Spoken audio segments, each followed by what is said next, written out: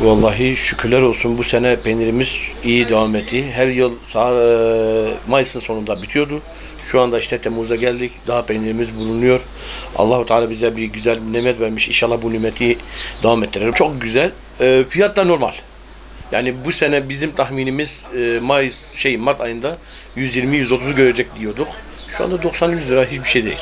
Aynen şöyle bir 3 yıl öncesine gittiğimiz zaman ben mesela 2021'de 15 Mayıs'ta peynir bitirdim.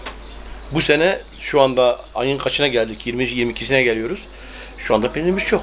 Elhamdülillah. Bütün bölge için geçerlidir. Tek bir sıkıntımız var. Piyasada bir oynama var. Para olayı şöyle bir şey. Yani bir şey gelmiyor artık. Fiyat biraz yüksek millete göre ama bize göre de yüksek değil. Evet. Yani çünkü alım gücü azaldı. Millet şu anda 100 liraya aldığı şeyi mesela gidip karşılığında 100 liraya eskisi gibi bir şey alamıyor.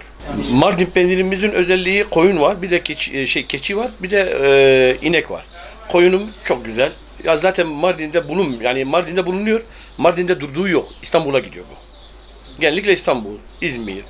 Her yere gönderiyoruz işte. Diyorum ben şu anda onu. Bazıları eritiyorlar. Biz onların evine veriyoruz, eritiyorlar. Sıkıntısı olmuyor zaten. Tuzladıktan sonra hiçbir sıkıntısı olmaz. Ben 47 yaşındayım, 48 yaşındayım. Ben gördüğümden beri her zaman rağbet bulunuyor.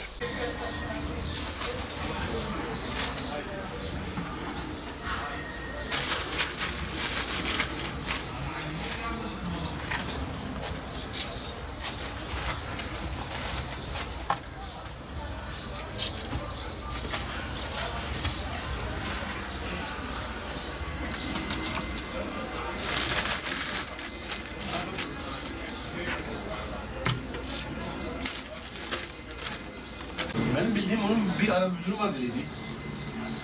Biliyorum. Yanlış sanıyorum. Böyle yapıyor.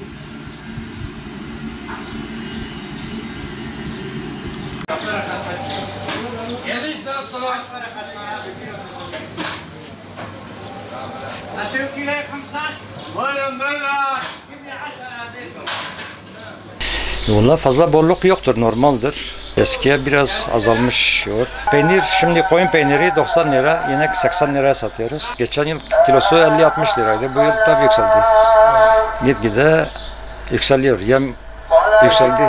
Millet alıyor tabii, millet alıyor. Doğal olduğu için millet kullanıyor tabii. Kalitesi güzeldir, doğaldır. Köy ürünleridir zaten. Normaldir fiyatıma.